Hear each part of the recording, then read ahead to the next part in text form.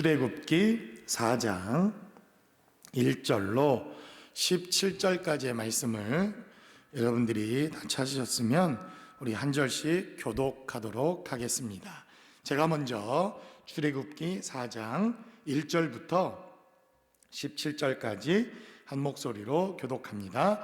모세가 대답하여 이르되 그러나 그들이 나를 믿지 아니하며 내 말을 듣지 아니하고 이르기를 여호와께서 내게 나타나지 아니하셨다 하리이다. 여호와께서 그에게 이르시되 내 손에 있는 것이 무엇이냐? 그가 이르되 지팡이이니이다. 여호와께서 이르시되 그것을 땅에 던지라 하시매 곧 땅에 던지니 그것이 뱀이 된지라. 모세가 뱀 앞에서 피하매 여호와께서 모세에게 이르시되 내 손을 내밀어 그 꼬리를 잡으라. 그가 손을 내밀어 그것을 잡으니 그의 손에서 지팡이가 된지라. 이는 그들에게 그들의 조상의 하나님 곧 아브라함의 하나님 이삭의 하나님 야곱의 하나님 여호와가 내게 나타난 줄을 믿게 하려 함이라 하시고 여호와께서 또 그에게 이르시되 내 손을 품에 넣어라 하시매 그가 손을 품에 넣었다가 내어 보니 그의 손에 나병이 생겨 눈같이 된지라. 이르시되 내 손을 다시 품에 넣으라 하시매 그가 다시 손을 품에 넣었다가 내어보니 그의 손이 본래의 살로 되돌아왔더라. 여호와께서 이르시되 만일 그들이 너를 믿지 아니하며 그 처음 표적의 표징을 받지 아니하여도 나중 표적의 표징은 믿으리라. 그들이 이 두 기적을 믿지 아니하며 내 말을 듣지 아니하거든 너는 나일강 물을 조금 떠다가 강에 부으라. 내가 떠온 나일강 물이 땅에서 피가 되리라. 모세가 여호와께 아뢰되 오 주여 나는 본래 말을 잘하지 못하는 자니이다. 주께서 주의 종에게 명령하신 후에도 역시 그러하니 나는 입이 뻣뻣하고 혀가 둔한 자니이다. 여호와께서 그에게 이르시되 누가 사람의 입을 지었느냐? 누가 말 못하는 자나 못 듣는 자나 눈 밝은 자나 맹인이 되게 하였느냐? 나 여호와가 아니냐? 이제 가라. 내가 내 입과 함께 있어서 할 말을 가르치리라. 모세가 이르되 오 주여 보낼 만한 자를 보내소서. 여호와께서 모세를 향하여 노하여 이르시되 레위 사람 내 형 아론이 있지 아니하냐? 그가 말 잘하는 것을 내가 아노라. 그가 너를 만나러 나오나니 그가 너를 볼 때에 그의 마음에 기쁨이 있을 것이라. 너는 그에게 말하고 그의 입에 할 말을 주라. 내가 내 입과 그의 입에 함께 있어서 너희들이 행할 일을 가르치리라. 그가 너를 대신하여 백성에게 말할 것이니 그는 내 입을 대신할 것이요 너는 그에게 하느님 같이 되리라. 우리 17절 같이 합독합니다. 너는 이 지팡이를 손에 잡고 이것으로 이적을 행할지니라. 아멘. 출애굽기 3장과 4장에 기록된 하나님의 말씀은 우리가 가지고 있는 성경에 기록된 말씀을 살펴보면 후대의 성경학자들이 이 출애굽기라고 하는 하나님의 말씀을 우리가 잘 찾고 또 하나님의 말씀을 우리가 잘 이해하기 위해서 이렇게 장과 절로 나누어 놓은 것을 보게 됩니다. 사실 이 출애굽기와 함께 레위기라고 하는 이 하나님의 말씀도 예전에는 한 권의 책으로 그렇게 이스라엘 백성들 가운데 하나님의 말씀으로 전해져 내려오던 것을 출애굽기와 레위기라고 하는 이렇게 구분된 말씀으로 분리해서 나눈 성경학자들의 이러한 모습들을 살펴볼 수가 있습니다. 그래서 여러분들이 출애굽기 4장에 기록되어져 있는 이 하나님의 말씀은 3장에 기록되어져 있었던 하나님의 말씀과 별개의 메시지가 아니라 계속해서 하나님께서 모세를 만나주시고 모세에게 사명과 소명을 주시고 구원의 언약과 약속을 허락하셨던 이 언약의 메시지가 바로 출애굽기 4장에서도 계속해서 이어지며 그 사건은 동일한 하나의 사건이라고 하는 것을 전제로 우리가 출애굽기 4장에 기록된 메시지를 살펴봐야 합니다. 계속되어진 이 출애굽기 4장에 기록된 메시지에는 이제 하나님께서 모세를 향하여 사명을 주시고 또 바로라고 하는 왕에게 앞에 나아가 그에게 해야 될 말과 하나님의 언약의 메시지를 전하라, 이렇게 사명과 소명의 자리를 하나님께서 허락하시고 난 이후 모세가 하나님께 반응하는 이러한 메시지로 출애굽기 4장은 시작됩니다. 바로 하나님께서 뜻을 세우시고 하나님의 경륜과 섭리가 시작되어지는 이러한 삶의 현장 속에서 모세가 반응하고 하나님의 사람이 반응하고 하나님의 사람이 순종하여지는 삶의 자리를 통해서 하나님의 경륜과 하나님의 구원의 역사가 이루어진다고 하는 사실을 출애굽기에 기록된 말씀을 통해서 우리는 깨닫게 됩니다. 그래서 오늘 본문에 기록되어져 있는 이 출애굽기 4장에 기록된 메시지는 바로 하나님의 경륜과 섭리를 이해하는 데 있어서 대단히 중요한 메시지라고 하는 것을 우리는 이 말씀을 통해서 깨닫게 됩니다. 하나님의 경륜이라고 하는 것은 변치 않는 하나님의 뜻이요 하나님의 계획을 우리는 하나님의 경륜이다 이렇게 이야기합니다. 하나님께서 이스라엘 백성들을 구원하시기로 작정하셨고 하나님께서 그들을 구원하셔서 하나님의 백성 삼으시기로 작정하신 이 하나님의 뜻은 변함이 없으십니다. 그러나 이제 모세를 택하시고 모세를 통해서 하나님의 경륜을 이루기 위한 하나님의 뜻이 이 땅에 이루어지는 섭리의 역사가 바로 출애굽기 4장을 통해서 시작되었다는 것입니다. 오늘도 변함없이 하나님께서는 이 세대에도 하나님의 뜻을 이루기 위한 하나님의 경륜과 하나님의 뜻은 여전히 이 땅에 이루어지고 있다고 하는 것을 우리는 믿고 하나님 앞에 순종하는 삶의 자리가 필요합니다. 그러나 하나님의 경륜이 이루어지기 위해서 여전히 이 시대를 향한 하나님의 사람들, 그 앞에 순종해야 할 섭리의 사람들이 필요하다고 하는 사실을 또한 이 본문은 우리에게 가르치며 증거합니다. 오늘 본문이 기록한 대로 시대와 세대와 하나님의 부르심에 사람들의 순종하는 삶의 모습은 다를지라도 하나님의 뜻은 여전히 모세의 시대에도 이 시대를 살아가는 우리들에게도 동일하게 역사하고 있다고 하는 사실을 우리는 믿고 오늘 본문이 기록하고 있는 하나님의 구원이 우리의 삶의 자리에 역사하기 위한 하나님의 은혜와 생명은 무엇인지 본문이 기록하고 있는 사건을 통해서 하나님의 말씀을 통해서 함께 은혜를 나누는 거룩하고 복된 시간이 되실 수 있기를 주님의 이름으로 간절히 축원합니다. 첫 번째로 본문은 우리에게 증거하기를 바로 하나님의 구원이라고 하는 것은 반드시 두 가지 측면에서 우리의 삶의 자리에 역사하고 있다고 하는 사실을 본문은 우리에게 증거합니다.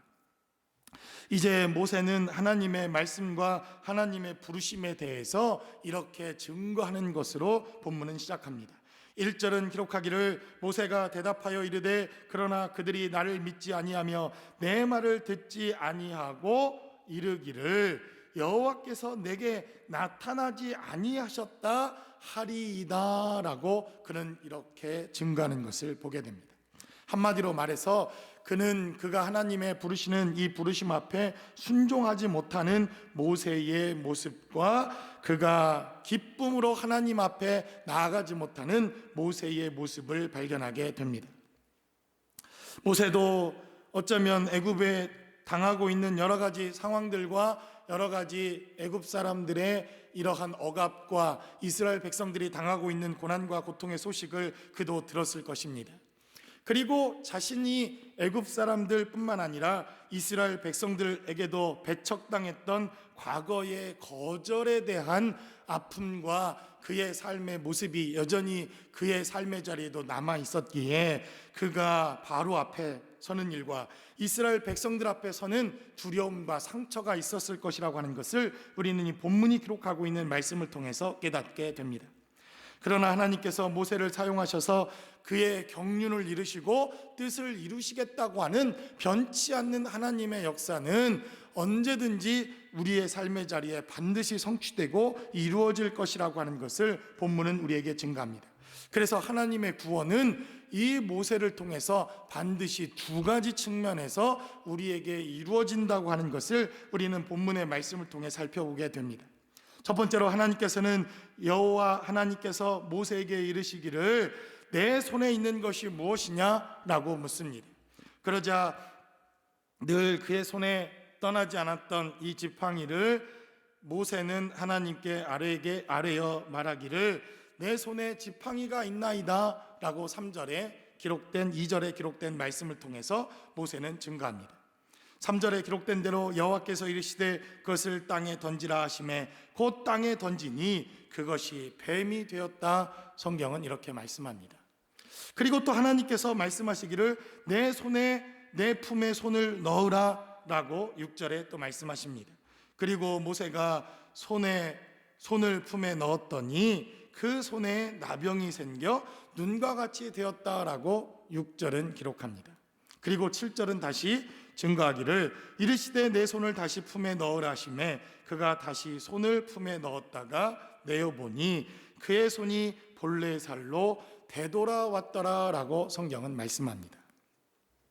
하나님께서 모세를 부르셔서 모세에게 사명과 소명을 맡기시는 일에 이 두 가지 기적과 이적을 베푸십니다.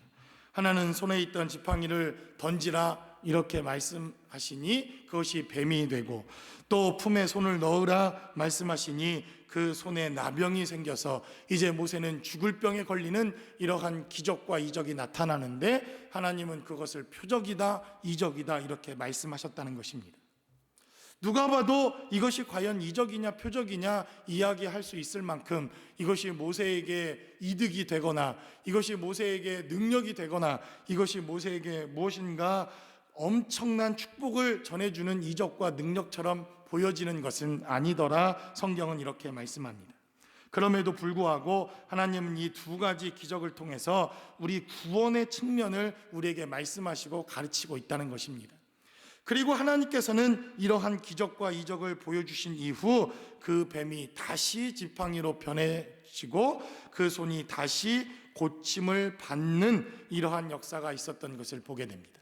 이것이 바로 하나님께서 우리에게 말씀하시는 구원의 첫 번째 구원의 모습이요, 한 가지 측면의 모습이라고 하는 것을 우리는 깨닫게 됩니다. 바로 우리가 갖고 있는 것, 우리의 소유, 우리 자신, 이러한 것들을 살펴보면 그 어느 것 하나 구원받을 만한, 구원을 이룰 만한 우리의 능력과 우리의 자산과 우리의 삶의 모습을 살펴볼 수 없는 것이 우리의 현실이라고 하는 것을 하나님께서 우리에게 말씀하시고 있습니다.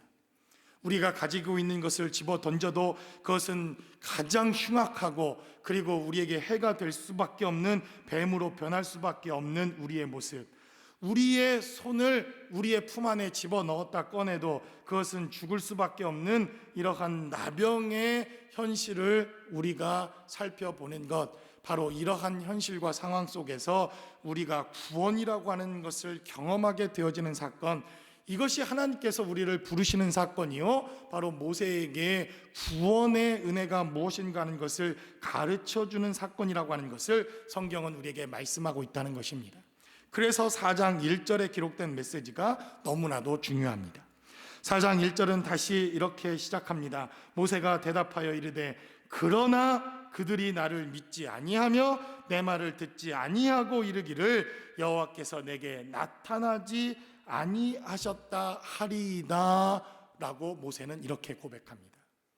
그러니까 모세가 이렇게 아무리 고백하고 모세가 아무리 믿음이 없이 하나님 앞에 반응하더라도 하나님께서 구원하시기로 작정하셨다고 한다면 이 하나님의 구원과 하나님의 역사는 반드시 이 땅에 이루어질 수밖에 없다고 하는 것, 이것이 바로 하나님의 경륜이요, 하나님의 뜻이요, 하나님께서 베푸시는 구원의 사건이라고 하는 것을 우리는 깨달아야 할 필요가 있습니다.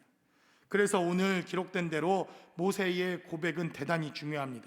그들은 내 말을 듣지 아니하고 또 나를 믿지 아니하며 이르기를 여호와께서 내게 나타나지 아니했을 것이다 라고 말할 것입니다 라고 고백하는 이 고백과 전혀 상관없이 하나님의 구원과 하나님의 계획과 하나님의 뜻은 반드시 이루어질 것이라고 하는 것을 성경은 우리에게 말씀하고 있다는 것입니다. 아무리 살펴보고 아무리 돌아보아도 이 코로나 사태가 해결될 것 같지는 않습니다. 그리고 백신이 나오기 전까지는 내일이든 모레든 6월이 되든 7월이 되든 8월이 되든 이 사태가 완전하게 회복되는 것은 불가능해 보입니다.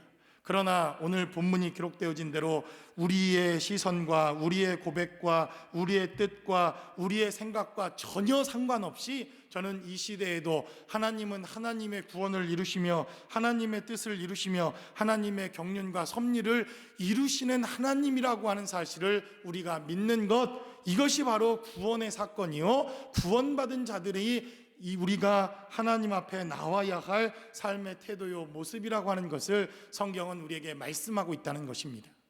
그래서 오늘 본문이 기록된 대로 그가 지팡이를 던져서 그것이 뱀으로 변하든 우리의 손을 집어넣어서 그것이 나병이 되든, 하나님이 이루시는 구원의 사건은 우리가 행하는 삶의 모습과 전혀 상관없이 하나님께서는 자신의 삶의 자리, 하나님의 일들을 감당하시는 사건이 바로 구원이라고 하는 사건을 우리는 본문의 말씀을 통해서 깨달아야 한다는 것입니다. 그리고 하나님께서는 이제 8절과 9절에 기록된 말씀을 통해서 구원의 또 다른 측면을 우리에게 말씀하십니다. 여호와께서 이르시되 만일 그들이 너를 믿지 아니하며 그 처음 표적의 표징을 받지 아니하여도 나중 표적의 표징을 믿으리라. 그들이 이 두 이적을 믿지 아니하며 내 말을 듣지 아니하거든 너는 나일 강 물을 조금 떠다가 강에 부으라. 내가 떠온 나일 강 물이 땅에서 피가 될 것이다. 성경은 이렇게 말씀합니다. 그래서 이 구원의 문제는 반드시 두 가지 측면이 있다는 것입니다. 하나님의 구원을 경험해서 그 지팡이가 다시 지팡이로 뱀이 되었던 것이 지팡이로 회복되어지는 역사, 문둥병에 손이 걸렸던 이 손이 다시 회복되어지는 역사의 구원을 경험하고 체험하지만, 어떤 이들은 나일 강물의 핏빛이 다시 돌아가지 못하는 것처럼 이 구원의 때에도 하나님의 저주와 심판과 하나님의 능력과 은혜를 경험하지 못하고 결국 심판받아 마땅한 자리에 가는 이러한 사람들의 삶의 자리도 있다고 하는 것을 하나님께서 경고하시며 말씀하시는 것을 보게 됩니다. 그래서 이 표적은 대단히 중요합니다. 어떤 이들은 죽을 수밖에 없는 삶의 자리에서, 어떤 이들은 죽을 수밖에 없는 환경을 만난 자리에서 그 뱀이 다시 지팡이가 됩니다. 하나님의 손에 들려진 지팡이로 변화되어지며 죽을 수밖에 없는 나병이 손에 생겼지만 다시 회복되어지는 역사를 경험하게 될 것입니다. 그러나 나일 강가에서 떠온 그 물이 핏빛이 되어서 죽음으로 다시 생명의 역사로 돌아오지 못하는 것처럼 이 사망의 골짜기에서 죽을 수밖에 없는 이러한 심판의 자리까지 나아가는 것, 이것이 바로 하나님이 말씀하시는 구원의 두 가지 측면이라는 것입니다. 그래서 우리가 구원을 받았다고 하는 것은 어떤 이들이 구원을 경험하는 것을 통해서 누군가에는 그것이 심판이요, 누군가에는 그것이 하나님이 말씀하시는 영원한 심판의 삶에 처할 수밖에 없는 환경이라고 하는 것을 본문은 우리에게 말씀하고 있습니다. 그래서 바로 구원은 고쳐질 수 있는 것과 고쳐지지 않는 것, 영원히 멸망받아 심판받는 것, 이 두 가지 측면에 대한 하나님의 구원의 약속이라고 하는 것을 성경은 우리에게 말씀하고 있다는 것입니다. 두 번째로 본문은 우리에게 증거하기를, 그래서 오늘 본문이 증거하고 있는 메시지를 통해서 우리가 다시 한번 구원받은 자들이 생각해 봐야 할 중요한 삶의 태도가 있습니다. 그것은 감정이 옳다고 행동까지 옳은 것이 아닐 수 있다고 하는 것을 성경은 우리에게 말씀합니다. 이러한 하나님의 기적과 이적이 모세를 통해 나타났음에도 불구하고 모세는 10절에 기록된 대로 또다시 하나님 앞에 불순종하게 됩니다. 10절은 증거하기를, 모세가 여호와께 아뢰되 오 주여, 나는 본래 말을 잘하지 못하는 자니이다. 주께서 주의 종에게 명령하신 후에도 역시 그러하니 나는 입이 뻣뻣하고 혀가 둔한 자니이다 라고 모세는 이렇게 증거합니다. 저는 이 모세가 고백하는 이 고백이 100번이라도 이해가 됩니다. 아마도 그는 두려움이 있었을 것입니다. 어떻게 그가 바로 앞에 서며 이스라엘 백성들 앞에 서게 되며 이제 80이 되어 촌부가 되어진 아무런 권력과 아무런 힘과 아무런 능력과 그리고 저 애국에 맞서 싸우기까지 아무것도 없는 자신의 삶의 모습을 돌아보면 그가 하나님 앞에 부름받은 이 삶의 모습에서 그는 자신 있게 주의 일을 감당하는 것이 힘들었을 줄로 믿습니다. 그리고 그의 고백이 저는 전혀 거짓이나 혹은 잘못된 고백이라고 생각되어지지는 않습니다. 아마도 많은 하나님의 부름을 받았던 사람들이 하나님께서 부르셨던 그때의 삶의 자리를 돌아보면 이 모세처럼 두렵고 떨림으로 하나님 앞에 고백했던 삶의 모습과 고백들이 모두가 다 있었을 것이라고 믿습니다. 하나님께서 부르셨는데 하나님 당연하죠. 저는 하나님이 부르시는 것을 지금까지 기다리고 있었습니다. 아니 왜 이제 부르셨습니까? 나 같은 사람을 내가 주의 일을 감당하지 않으면 도대체 누가 감당하겠습니까? 라고 하는 사람이 있었다고 한다면 정말 하나님이 부르셨는지 다시 한번 생각해 봐야 할 필요가 있습니다. 정말 하나님의 일을 감당한다고 하는 것은 두렵고 떨리는 일입니다. 하나님의 일을 감당한다고 하는 것은 우리의 능력과 우리의 실력과 상관없이 얼마나 두렵고 떨리는 일인가 하는 것을 이 모세는 자신의 삶의 모습을 통해서 분명히 우리에게 증가합니다. 저는 이 모세의 고백이 옳은 고백이라고 믿습니다. 그는 두려웠을 것이며 이미 그의 입은 뻣뻣해졌고 그는 혀가 둔한 자였고 이미 아무것도 할 수 없는 그러한 촌부로 변화되어진 삶의 모습에서 이러한 고백은 오히려 너무나도 자연스럽게 여겨진다는 것입니다. 아마도 이 코로나 사태 때문에 많은 사람들이 정신병에 시달린다고 합니다. 많은 스트레스, 그리고 정신과의 문의와 그리고 집단적인 스트레스가 이 미국 땅에도 어마어마하게 나타나고 있다, 이렇게 심리학자들과 의사들이 진단을 합니다. 아마도 여러분들이 뉴스를 통해서 보았듯이 또 한 생명이 무고하게 희생되어지는 이러한 사건을 통해서 미국 전역에서 엄청난 폭동과 그리고 어려움들이 발생하고 있습니다.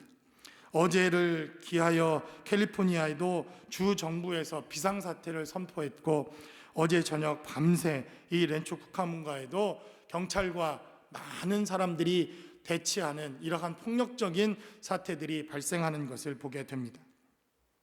아마도 여러분들도 코로나 사태를 통해서 집에 어쩔 수 없이 자신의 삶의 자리를 묶여야 하고 사회 활동과 생산 활동을 할 수 없는 이러한 삶의 모습들 때문에 두려워하는 감정과 또 화남과 원망과 누구를 향한 분노와 또 많은 사람들을 향한 여러 가지 마음의 고난과 아픔들도 있었을 것이라고 믿습니다.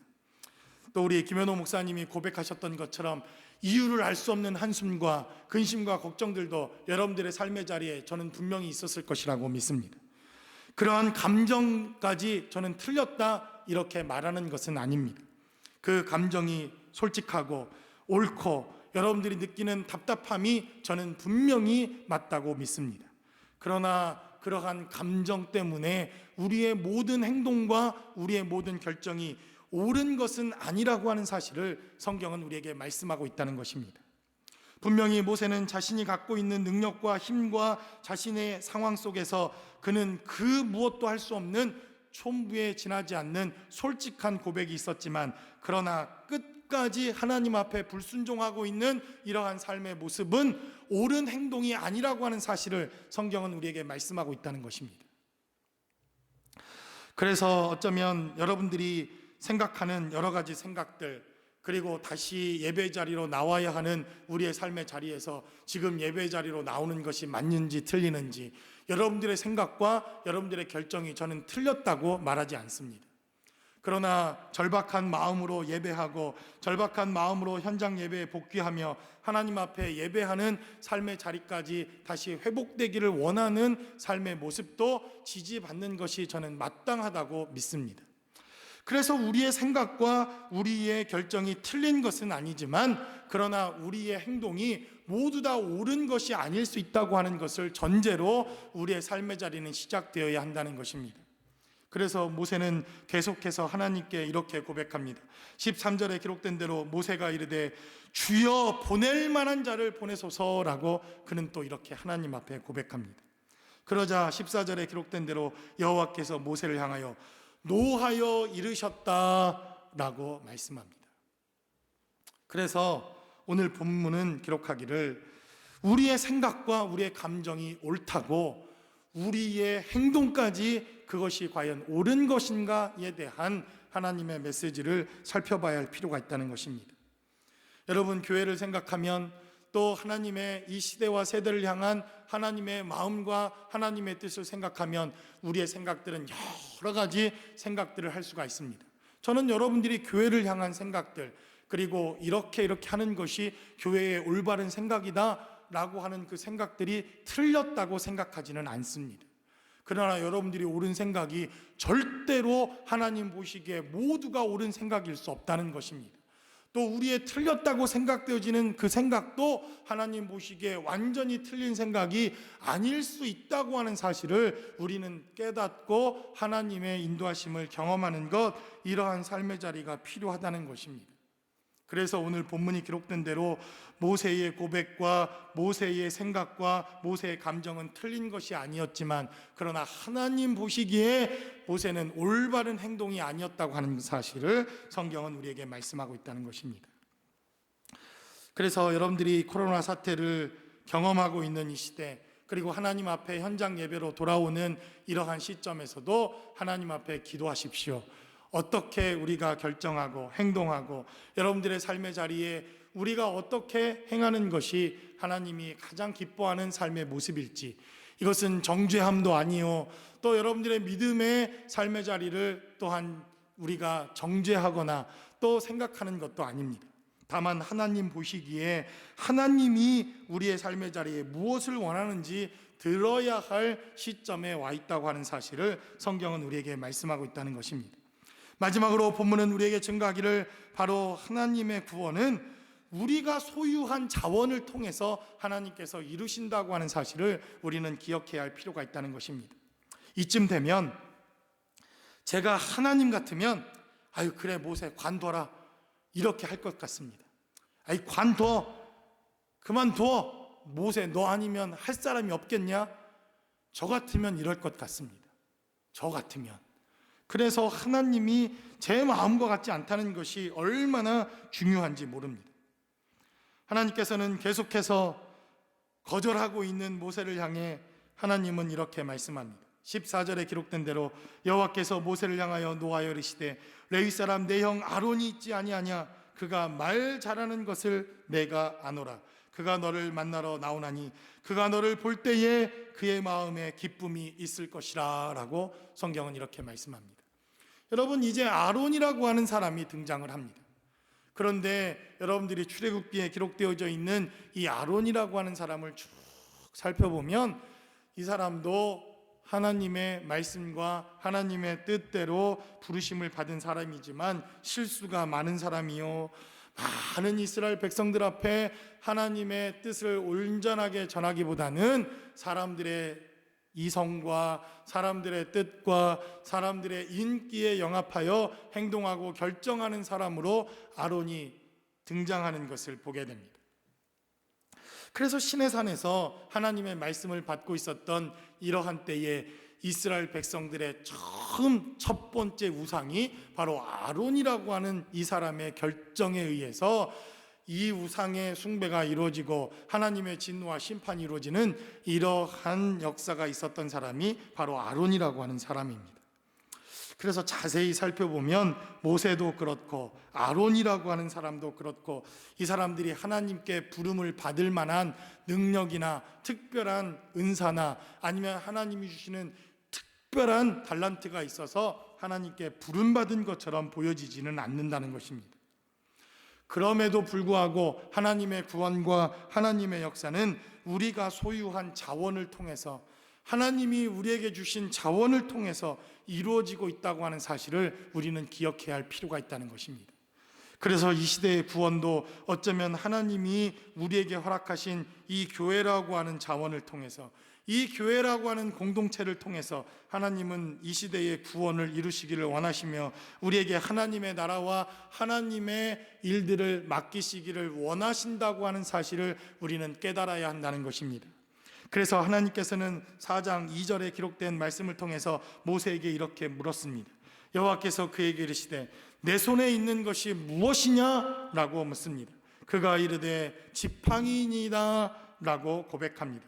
17절에 기록된 대로 너는 이 지팡이를 손에 잡고 이것으로 이적을 행할지니라 라고 하나님께서 말씀하십니다.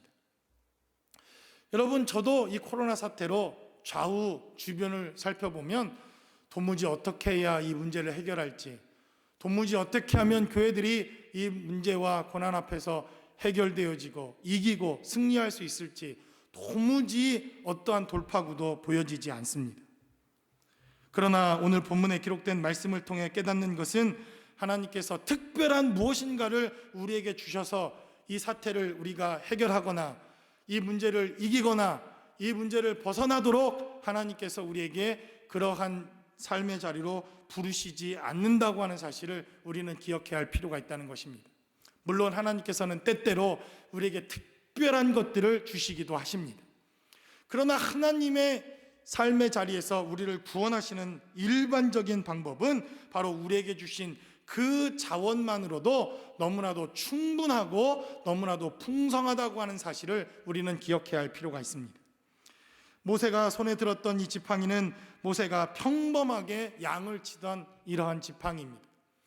어디서나 누구나 그리고 어느 목자들이나 손쉽게 구할 수 있는 지팡이요, 그리고 모세도 손쉽게 구해 그가 사용했던 지팡이였다고 하는 것을 우리는 너무나도 잘 압니다. 하나님께서 이제 그에게 구원의 역사를 이루게 하여 특별한 지팡이를 주셨거나 특별한 선물을 주셨거나 새로운 것을 주신 것이 아니라 그가 늘 40평생 어쩌면 그가 양을 치며 산을 오르락 내리락 할 때마다 늘 손에 들고 있었던 이 평범했던 지팡이를 통해서 이제 구원의 역사를 이루시고 표적을 이루시고 능력을 이루시는 하나님의 은혜를 그는 하나님께서 시작하시는 것을 보게 됩니다.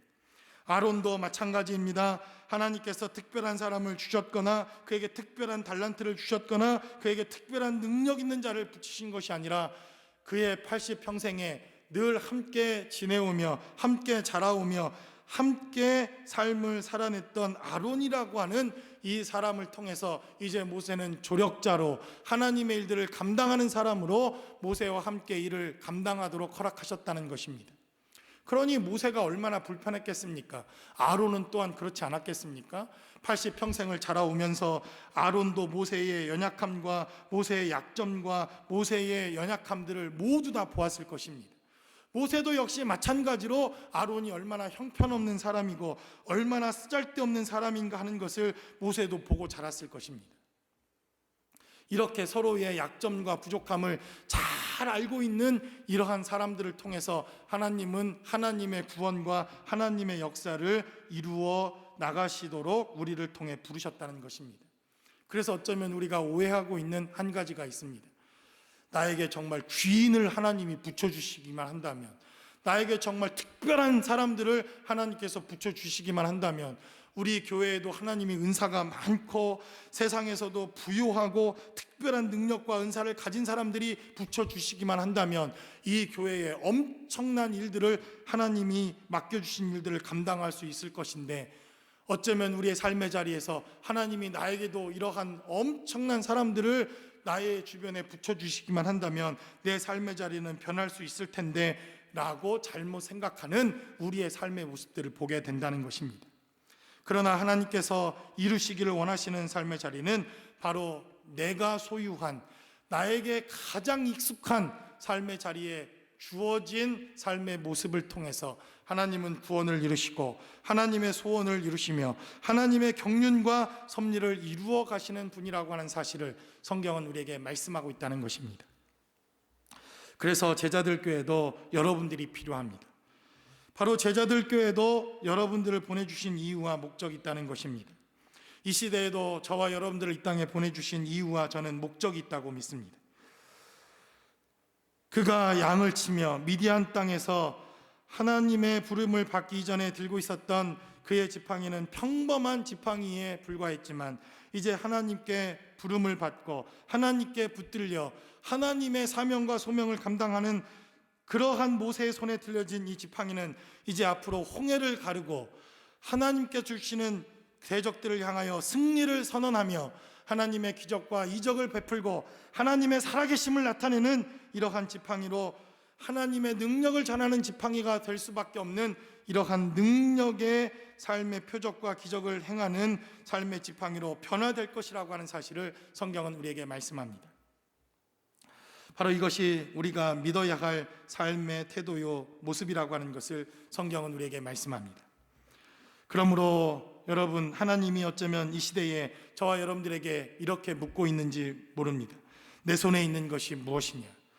내 손에 있는 것이 무엇이냐? 내 손에 있는 것이 무엇이냐라고 묻고 있는 주님 앞에 나의 삶의 자리에서, 늘 일상의 삶의 자리에서 평범하게 보였던 그것, 바로 그것을 하나님은 이 시대에 저와 여러분들을 통해서 사용하시기를 원하신다고 믿습니다. 보잘것없는 지팡이, 아니 그 지팡이보다 더 형편없는 그러한 것일지라도 내 손에 들려있는 그 지팡이 하나만이라도 하나님께서 이것을 붙잡고 이적과 기적을 행할지라라고 말씀하시고 있다고 한다면, 저와 여러분들의 손에 들려진 이 보잘것없는 마른 지팡이와 같은 이러한 삶의 자리에서도 이제 이적을 행하시고 능력을 보여주시고 이 세대를 구원하시고 하나님의 은혜와 능력으로 새롭게 하실 하나님의 부르심 앞에 순종하며 믿음으로 나아갈 수 있는 저와 여러분들과 주의 몸된 교회가 되실 수 있기를 주님의 이름으로 간절히 축원합니다.